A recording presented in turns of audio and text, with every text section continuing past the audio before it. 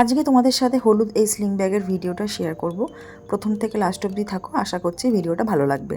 তো প্রথমে আমি এখানে মাস্কিং টেপ দিয়ে বর্ডার করে নিচ্ছি গাইডলাইনের জন্য। তারপরে যেটা করছি যে এর মধ্যে একটা পেপার অ্যাড করছি, যাতে এই দিকের যে রঙগুলো করব সেটা কোনোভাবেই অন্য দিকে না লেগে যায়।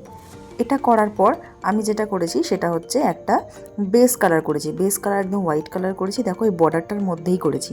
এবার বেস কালার করার পর এখানে আমি একটা মেয়ের স্ট্রাকচার এঁকে নিয়েছি এবং সেটাকে আমি এবার ফুলফিল করছি। ফার্স্টে স্কিন কালার দিয়ে স্টার্ট করেছি, স্কিন কালারটাকে ভালো করে মার্জ করছি। মার্জ করার পর তারপর বাকি শাড়ি, ব্লাউজ, চুল যা যা আছে সেগুলো পরপর এবার করতে থাকবো।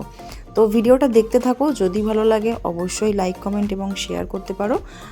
আর ভিডিওটা লাস্ট অবধি দেখে কিন্তু জানিও যে ফাইনাল আউটপুটটা কেমন এসেছে।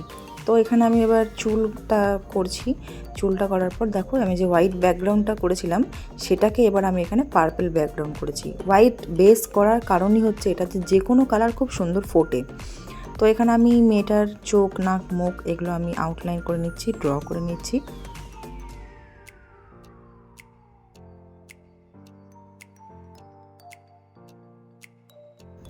মেয়েরা কাজল আর টিপ ছাড়া একটু অসম্পূর্ণই লাগে, তো আমি এখানে একটা টিপ অ্যাড করলাম।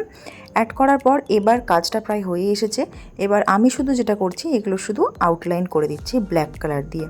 তো এখানে আমি পদ্ম ফুল করেছি এবং আমি এখানে একটা গানের লাইন লিখেছি যে সেই মেঘ বালিকার গল্প হোক।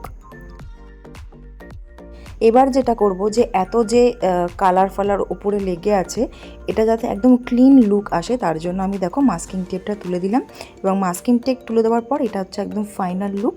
তো ভিডিওটা ভালো লাগলে অবশ্যই লাইক করো। দেখা হবে খুব তাড়াতাড়ি পরে একটা ক্রিয়েটিভ ভিডিও নিয়ে। টাটা।